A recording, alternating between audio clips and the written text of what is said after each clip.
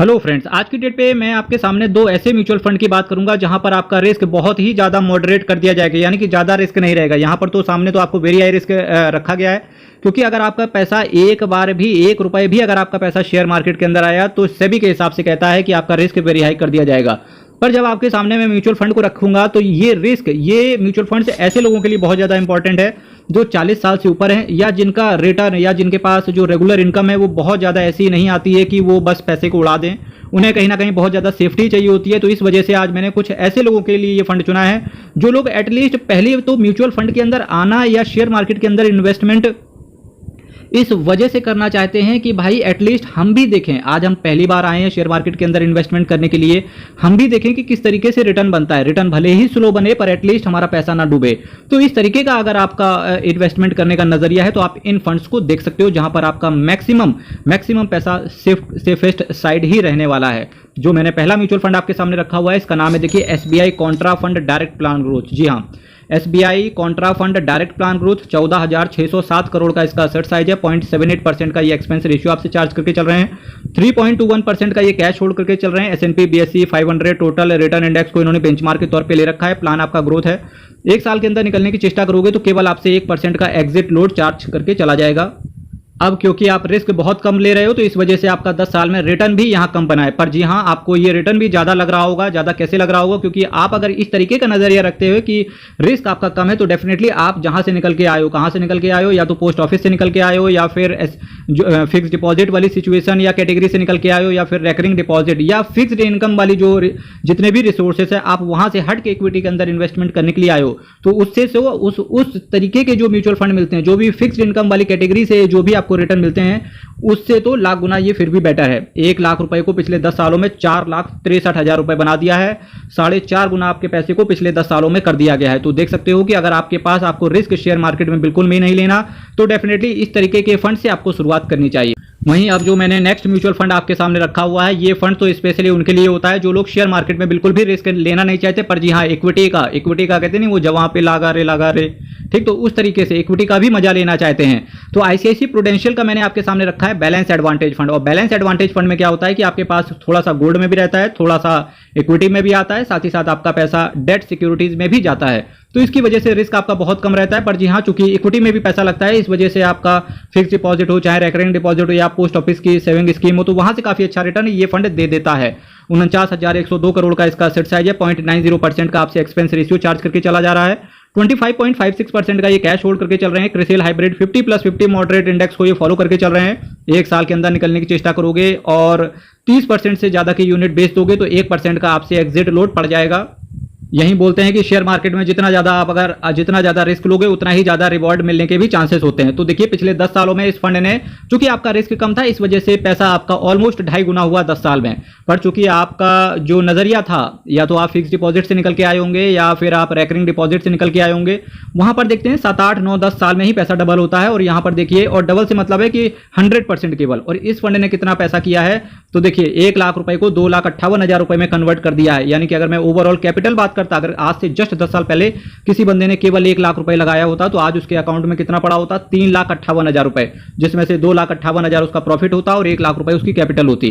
तो देखिए mutual fund में हर तरीके का, अगर आपके पास एक अच्छा सा अगर आपके पास फाइनेंशियल एडवाइजर, एक बढ़िया फाइनेंशियल एडवाइजर है, तो आपका एज कुछ भी हो, आपका रिस्क लेने का एपेटाइट कुछ भी हो, आपको आपका म्यूचुअल फंड, आपका फाइनेंशियल एडवाइजर डिलीवर करके दे देगा। और अगर आप कंसिस्टेंसी मेंटेन करते हो किसी भी म्यूचुअल फंड में तो रिवॉर्ड भी आपको म्यूचुअल फंड दे ही देगा। मेरे भाई चैनल को सब्सक्राइब कीजिएगा, वीडियो को लाइक कीजिएगा। बात करते हैं कुछ क्वेश्चंस लेने की। अब वक्त हो चला है आपके क्वेश्चंस और मेरे आंसर करने का। तो पहला क्वेश्चन पवन कुमार जी का है। पवन कुमार जी, बहुत बहुत धन्यवाद कमेंट करने के लिए। कमेंट ऐसे ही करते रहो। अगर आप मेरे भाई चैनल को अभी तक सब्सक्राइब नहीं किया है तो चैनल को सब्सक्राइब कीजिएगा, क्योंकि आपके दिमाग में कुछ भी डाउट होगा तो यहाँ पर मैं रात को जो 8:30 बजे वाला वीडियो आता है वहाँ पर डाउट सॉल्व करने की चेष्टा करता हूँ। क्या SIP रिटर्न पर टैक्स चार्जेस लगते हैं? जी हाँ, बिल्कुल लगते हैं। एक्चुअली जब आप म्यूचुअल फंड को बेचोगे या खरीदोगे तो भी आपसे टैक्स लिया जाता है। आपसे GST पड़ता है, आपके पास कुछ STT पड़ता है जिसे आप सिक्योरिटीज ट्रांजैक्शन टैक्स के नाम से जानते हो, और भी सारे चार्जेस लगते हैं, ठीक है। पर जी हाँ, जब आप बेच दोगे किसी म्यूचुअल फंड को तो आपके पास सपोज दैट 1 लाख रुपए का म्यूचुअल फंड आपके पास था कैपिटल का, 3 लाख रुपए आपका टोटल हो गया पिछले 4, 5, 2, 3 साल में जो भी हो गया।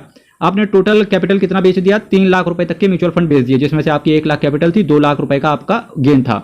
तो वहां पर आपके पास दो टैक्स लगेंगे, एक short term capital gain tax भी लग सकता है और long term capital gain tax भी लग सकता है। अगर आपने ये कारनामा 1 साल के अंदर करोगे तो STCG लगेगा, और अगर 1 साल के बाद करोगे तो लॉन्ग LTCG लगेगा।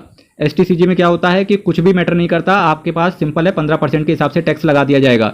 वहीं LTCG आपके पास 10% के हिसाब से टैक्स पड़ेगा, पर जी हाँ 1 लाख रुपए तक का long term capital gain exempt होता है। अदर जानकारी के लिए, अधिक जानकारी के लिए आप अपने टैक्स कंसल्टेंट से संपर्क करें। अब ये बात अलग है कि आप टैक्स कंसल्टेंसी के लिए आप मेरे से भी संपर्क कर सकते हो, पर उसके लिए चार्जेस पे करने होंगे। ऐ मेरे दोस्त लौट कर आजा बिन तेरे जिंदगी अधूरी है। वाह भाई क्या जबरदस्त गाना है, काफी अच्छा गाना है मेरे भाई ये। चलिए एक कमेंट और उठाते हैं यहाँ से। देखिए sir ji, very important information and most sincerely speaking by heart, thank you sir ji. Vishwas Lanjekar जी, मजा आ गया भाई कमेंट सुन के, क्योंकि आप जैसे कमेंट ही मुझे प्रेरित करते हैं हर रोज आपके सामने आने के लिए। और भाई सही बताएं, जब मैं कमेंट पढ़ता हूं, प्यारे कमेंट इतने सारे, और आप जो सबसे ज्यादा मुझे मजा आता है जब डाउट वाले कमेंट आते हैं, तो डाउट भी किया करो विश्वास जी, आप डाउट भी किया करो, डाउट भी रेज किया करो यहाँ पर। अब ये 7880 का भी कमेंट आया है, क्या है, क्वांट एक्टिव या क्वांट मिड कैप ठीक रहेगा, क्या ठीक रहेगा? ठीक है, मार्केट की वॉलेटिलिटी के हिसाब से I am in safer side, ठीक है, इन fluctuating market, please guide me. देखिए क्वांट एक्टिव फंड हो चाहे क्वांट मिड कैप हो, तो इसके बीच में या नहीं आ सकता, इसके बीच में लगाना चाहिए आपको एंड, ठीक है। पर फिर भी मैं जवाब देता हूं। देखिए क्वांट का कोई भी फंड हो ना, चाहे क्वांट का लार्ज एंड मिड कैप हो, स्मॉल कैप हो, मिड कैप हो, फ्लेक्सी कैप हो, क्वांट का एक्टिव फंड हो, हर म्यूचुअल फंड अच्छा रिटर्न दे रहा है। पर चूंकि मैं जवाब दूंगा बिल्कुल स्ट्रेट फॉरवर्ड मोड में, quant active quant mid cap से रिलेटेड। अगर आप वॉलेटिलिटी के हिसाब से सेफेस्ट साइड जाना चाहते हो तो देखिए जब शेयर मार्केट गिरेगा तो भाई एक्टिव फंड भी गिरेगा, मिड कैप भी गिरेगा, दोनों ही गिरेंगे। पर जी हाँ, जब शेयर मार्केट ऊपर आएगा तो मिड कैप आपका ज्यादा तेजी से ऊपर जाएगा as compared to active fund, क्योंकि एक्टिव फंड के अंदर लार्ज कैप के भी शेयर्स रहेंगे। सेबी की गाइडलाइंस के हिसाब से 25% इनको लार्ज कैप में डालना होता है, 25% इनको मिड कैप में डालना होता है, 25% इनको स्मॉल कैप में डालना होता है। पर चूंकि आपको सेफेस्ट साइड जाना है तो आपके लिए क्वांट एक्टिव फंड सही रहेगा, ठीक है। वहीं क्वांट मिड कैप, चूंकि जब मार्केट गिरेगा तो क्वांट मिड कैप बहुत तेजी से नीचे गिरेगा, और जब मार्केट ऊपर आएगा तो क्वांट मिड कैप ऊपर भी आएगा। पर चूंकि आपका नजरिया दो तरीके से हो सकता है, या तो आप सेफेस्ट साइड खेलना चाहते हैं, या आपका नजरिया शॉर्ट टर्म है, 3 4 5 साल का है, तो क्वांट एक्टिव फंड बहुत अच्छा है, ठीक है। अगर आपका नजरिया 10 साल से ज्यादा का है तो क्वांट मिड कैप अच्छा है। मधुकर जी का मैसेज आया, हाय नमस्ते, I had just join CKD channel few days ago. बहुत बढ़िया, जुड़े रहिए CKD stock market news channel के साथ।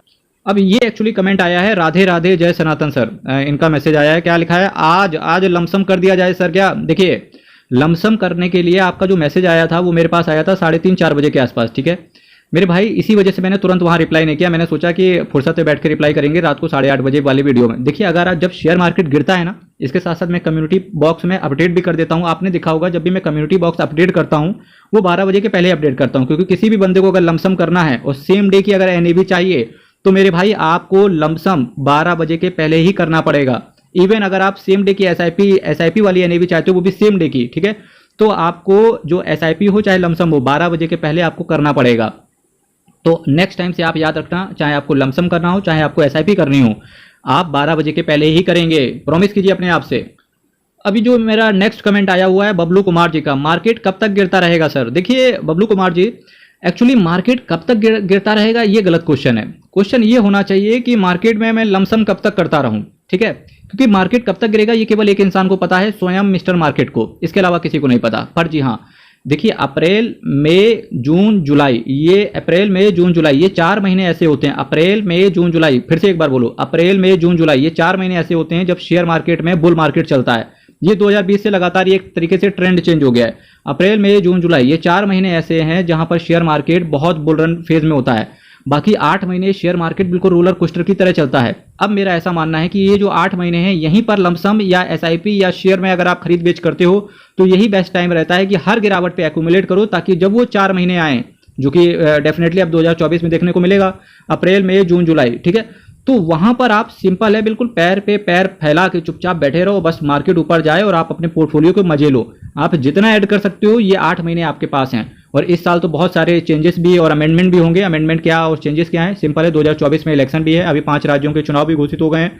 इन सभी का इंपैक्ट मेरे ख्याल से पॉजिटिव ही देखने को मिलेगा और शेयर मार्केट यहां से ऊपर जाएगा। तो जितना हो सके उतना लमसम कीजिए, लेकिन लमसम टुकड़ों में ही करें। अगर आपके पास 1 लाख रुपए है तो उसको भी 4-5 टुकड़ों में बांट दें, और हर महीने एक, जब भी मार्केट तेजी से गिर जाए 3-4 दिन, वहां पर लमसम करने की चेष्टा करो, क्योंकि मार्केट बिल्कुल फ्री फ्लोट में बिल्कुल एक साथ नीचे नहीं जाएगा। मार्केट 3-4 दिन गिरेगा, फिर 2-4 दिन ऊपर चलेगा, कुछ इस तरीके से चलेगा। क्योंकि शेयर मार्केट जो इंडिया का इस समय, इंडिया का जो स्टॉक एक्सचेंज है इस समय, और जो इंडिया का हमारा प्रोबेबिलिटी है, जो इंडिया का इस समय नजरिया है, पूरी दुनिया की नजरें इंडिया के ऊपर ही है, तो डेफिनेटली बहुत ज़्यादा फंड यहाँ से आने वाला है, बाहर से भी आएगा as well as Indian investors का भी आ रहा है। तो जितनी जल्दी अगर आप मार्केट में एंट्री कर जाओगे उतना अच्छा रिटर्न आपको देखने को मिलेगा। हर हर महादेव, अयप्पा शरणम, हरि शरणम, बहुत बहुत धन्यवाद।